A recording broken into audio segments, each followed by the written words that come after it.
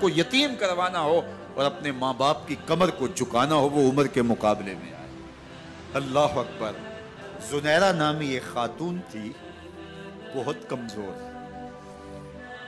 راوی کہتا ہے کہ اس کی ہڈیوں میں گودا نہیں تھا، عشق رسول تھا، اور اس کا ظالم آقا اس کو مارتا ہے، اور جب مار مار کے تھک جاتا ہے، ادھر سے عمر آ رہے ہیں، یہ اسلام لانے کے پہلے کی کہانی ہے، ادھر سے عمر آ رہے ہیں، تو اس نے کہا عمر تم جوان آدمی ہو تو یہ چھوڑتی نہیں ہے اپنے نبی کا نام، ذرا تم آؤ۔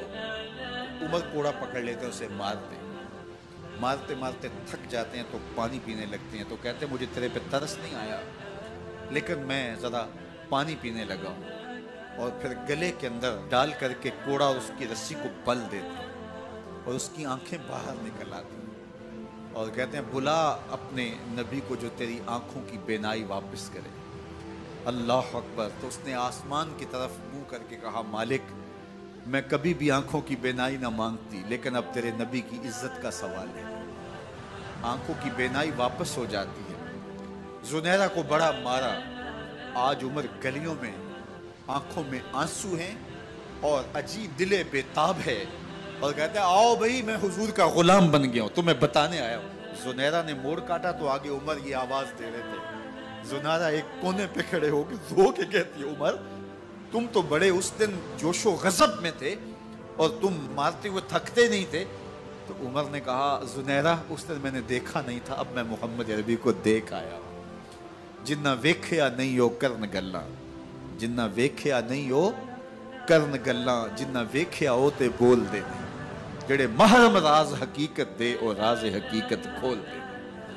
تو حضرت عمر رضی اللہ تعالیٰ عنہ ایمان لائے۔ حضرت عبداللہ ابن مسعود رضی اللہ تعالیٰ عنہ فرماتے ہیں کہ حضرت عمر کا ایمان لانا مسلمانوں کے لیے عزت کا سبب تھا، ان کا ہجرت کرنا مسلمانوں کی نصرت تھی، اور ان کی خلافت مسلمانوں کے لیے رحمت تھی۔ حضرت عمر رضی اللہ تعالیٰ عنہ وہ ہیں کہ میرے حضور نے فرمایا لوگوں جب نیک لوگوں کا ذکر کرو تو میرے عمر کا تذکرہ ضرور کیا کرو۔ میرا عمر وہ ہے کہ جب وہ ایک سمت سے آ رہا ہو، ایک گلی اور بازار سے آ رہا ہو، تو شیطان بھی آ رہا ہو، عمر کو دیکھ کے راستہ تبدیل کر لیتا ہے۔ حضرت عمر رضی اللہ تعالی عنہ کی طبیعت کے اندر جو جاہ و جلال تھا، طبیعت کے اندر جو سختی تھی، وہ اسلام کے اندر آ کر بھی قائم ہے، اور آپ نے وہی سختی، وہی جاہ و جلال جو پہلے مسلمانوں کے خلاف تھا، اب کفار کے خلاف، منافقین کے خلاف حضرت عمر کی طبیعت کے اندر وہ جوش و خروش بدستور موجود ہے۔ لیکن جس دن آپ خلیفہ بنے تو اس دن آپ نے ممبر پہ چڑھ کے جو خطبہ دیا اس میں کہا لوگوں میں سخت اس لیے تھا کہ رسول اللہ نرم تھے، پھر میں سخت اس لیے تھا کہ حضرت ابو بکر صدیق نرم تھے، اب میں تخت خلافت پہ بیٹھا ہوں، اب میری سختی جو ہے وہ نرمی میں تبدیل ہو، صرف فاسقوں، فاجروں اور باغیوں کے لیے میں سخت ہوں، باقی تمہارے لیے نرم ہوں۔ سب سے کم جو تنخواہ بیت المال سے اگر کسی وجود نے لی ہے تو وہ حضرت عمر رضی اللہ تعالیٰ نے صرف 2 جوڑے لیتے تھے سال میں، اور راوی کہتا ہے کہ میں نے دیکھا ہے کہ اس میں بھی 17 پیوند لگے ہوتے تھے۔ حضرت عمر رضی اللہ تعالیٰ عنہ کا طرز زندگی، آپ کا انداز معاشرت اور آپ کا انداز خلافت، ہر لمحہ آپ کی زندگی کا اٹھا کے دیکھیے کتنی مرتبہ قرآن حضرت عمر کی رائے کے مطابق نازل ہوتا۔ اللہ تعالیٰ جل شانہ نے ان کو صاحب الہام بنایا تھا۔ ہر امت میں کوئی صاحب الہام ہوتا ہے، حضور کی امت کا صاحب الہام حضرت عمر رضی اللہ تعالیٰ، اور آقا کریم نے انہیں اپنا وزیر قرار دیا۔ فرمایا میرے 2 وزیر آسمانوں میں ہیں، 2 وزیر زمینوں میں ہیں، آسمانوں کے وزیر جبرائیل اور میکائیل ہیں، اور زمین کے وزیر ابو بکر اور عمر رضی اللہ تعالی عنہما۔ ایک دن حضرت عمر بیٹھ کے رو رہے تھے، تو کسی نے کہا حضرت رو کیوں رہے ہیں؟ فرمایا کہ میں اس لیے رو رہا ہوں کہ فلاں پل سے بکریاں گزری ہیں، تو پل کے اندر شکستگی تھی، ٹوٹا ہوا تھا پل درمیان میں، اس میں ایک بکری کی ٹانگ ٹوٹ گئی ہے، تو میں ڈرتا ہوں کہ میرا رب یہ نہ پوچھے کہ عمر تو نے پل صحیح تعمیر نہیں کروائے تھے کہ ایک بکری کی ٹانگ کیوں ٹوٹی ہے۔ یہ ہیں حضرت عمر رضی اللہ تعالی عنہ۔ اللہ اکبر۔ تو اللہ تعالیٰ جل شانہ نے حضرت سیدنا عمر بن خطاب رضی اللہ تعالیٰ عنہ سے جو کام لیا، مختصر دور خلافت کے اندر 10 سال 6 ماہ 4 دن آپ نے خلافت فرمائی ہے، لیکن کہاں سے چلے اور یہاں مکران تک، بلوچستان کا حصہ ہے، یہاں تک آپ کے سلطنت کی حدود وسیع، ادھر آرمینیا تک جا پہنچے، حمص فتح کیا، قادسیہ، یرموک۔ آپ ذرا دیکھیے کہ کہاں تک آپ کی فوجوں کے گھوڑے دوڑتے رہے، اور اللہ تعالیٰ جل شانہ نے ان کو جو توانائی، عدل و انصاف کی قوت عطا فرمائی۔ اللہ اکبر۔ جب زمین پہ عدل کیا ہو تو زمین بھی حکم مانتی ہے، اور حضرت عمر وہ تھے جن کا حکم ہوائیں بھی مانتی تھی، زمین بھی مانتی تھی، جن کا حکم جو ہے وہ آگ بھی تسلیم کرتی تھی اور دریا بھی ان کا حکم مانا کرتے تھے۔ مصر کے اندر یہ رسمیں بد جاری تھی کہ سال کے بعد ایک دوشیزہ کو زیورات پہنا کے اچھے لباس میں ملبوس کر کے دریا کی بھیڑ چڑھایا جاتا، اس کی قربانی دی جاتی، اس کا خون بہتا تو دریا چلتا۔ جب مسلمانوں نے مصر فتح کیا تو گورنر نے لکھا کہ اسلام تو اس طرح کی رسوم کی اجازت نہیں دیتا، لیکن خشک سالی ہے، لوگوں کی فصلیں ویران پڑی ہے، تو حضرت کیا کیا جائے؟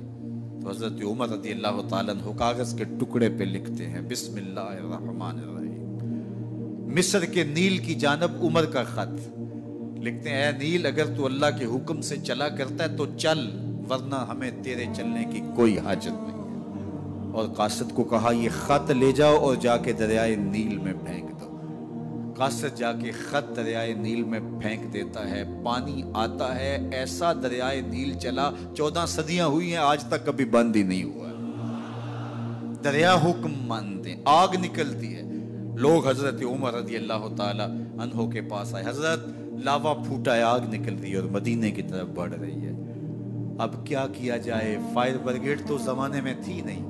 عمر نے اپنی قمیض اتاری، جس قمیض پہ 17 پیوند لگے ہوئے تھے چمڑے کے، کہا یہ قمیض لے جاؤ، جدھر آگ بڑھ رہی ہے آگے ڈھالنا، آگ پیچھے بھاگ جائے گی۔ زلزلہ آتا ہے تو زمین پہ دھرا مارتے ہیں، زمین رک جا، کیا عمر نے تیری چھاتی پہ عدل نہیں کیا ہے؟ تو یہ عمر ہیں رضی اللہ تعالی عنہ کہ جن کے انصاف کی وجہ سے، جن کے عدل کی وجہ سے اللہ تعالیٰ کی رحمات، اس کی برکات کا نزول ہوتا تھا، اور اللہ تعالیٰ نے مسلمانوں کو وہ آبرو مند حکومت دی۔ کائنات کی تاریخ کے اندر ایسی حکومت آپ نے نہیں دیکھی ہوگی جو حضرت عمر نے حکومت کی ہے۔ اللہ اکبر۔ فرمایا فرات کے کنارے پہ ایک کتا بھی پیاسا مر گیا تو اس کا حساب بھی عمر سے ہوگا۔ باہر سے سفیر آتا ہے اور آ کے پوچھتا ہے کہ میں امیر المومنین کے، مسلمانوں کے حکمران کے محل میں جانا ہے، تو وہ مسکرا کے کہتے ہیں ہمارے امیر کا تو کوئی محل نہیں ہے۔ کہا کہاں ہے تمہارا امیر؟ کہا مسجد نبوی میں ہوگا یا بیت المال کی اونٹوں کی دیکھ بھال میں لگا ہوگا۔ وہ جب گئے تو مسجد میں نہیں ہے، اللہ اکبر، وہاں گئے تو وہاں بھی نہیں ہے۔ پھر کیا دیکھتے ہیں کہ عمر رضی اللہ تعالی عنہ جنت البقیع کے پاس ایک درخت کے نیچے اینٹ کا سرانہ رکھ کے سوئے ہوئے، تو اس نے کہا عمر تو نے عدل کیا ہے، تجھے کچی اینٹ پہ بھی نیند آ گئی، ہمارے حکمرانوں نے انصاف نہیں کیا، اور وہ بند اور محفوظ کمروں کے اندر بھی سکون اور چین کی نہیں سو سکتے۔ حضرت سیدنا عمر رضی اللہ تعالیٰ عنہ نے اس طرح ان امور سلطنت نبھائے۔ آپ دن کو لوگوں کی دیکھ بھالی کرتے، لوگوں کی ضروریات سنتے سمجھتے، اور جب رات پڑتی لوگ سو جاتے، عمر مدینے کی گلیوں میں پہرا دیتے۔ کائنات نے کوئی ایسا بھی حکمران دیکھا ہوگا؟ اللہ اکبر۔ وہ مجاہد جو مختلف محاذات پہ گئے ہوئے ہوتے، ان کے گھروں کی دیکھ بھالی کرتے، ان کی ضروریات کا خیال رکھتے، ان کی آبرو کا پہرا دیتے۔ راتوں کی تنہائیوں کے اندر حضرت عمر اٹھتے اور جا کے گشت کرتے، چکر لگاتے، دیکھتے کوئی آنکھ پر نم نہ ہو، مفلسی کا کسی گھر میں ماتم نہ ہو۔